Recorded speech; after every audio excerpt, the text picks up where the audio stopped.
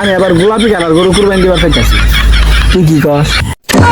গোলাপি কালার গরু কুরবানি দিন তো না সবুজ কালার গরু কুরবানি দিম? আরে বন্ধু তুই নবই রেছ তোর আমি সারা এলাকা খুঁজতে আছি। আজ আর কইস না, সারা রাত ঘুমার পাইছি না, সালার বোঝা নেই কারণ নিয়ে ডিস্টার্ব করে সারা রাত।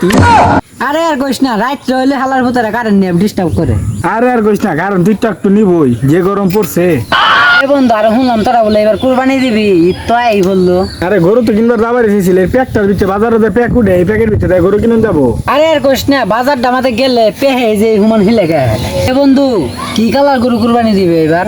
আর কইস না, আমরা হইলাম চারটা ভাই, একজনে হলুদ, একজনে কালা, আর একজনে সাদা। আমি আবার গোলাপি কালার গরু কুরবানি দিবার চাইতেছি। তুই কি কস? এই আহরা গোলাপি কালার গরু কোনোদিন? আরে পাগলা অন গোলাপি কালার গরু হয় না, তুই সবুজ কালার গরু কুরবানি দিস।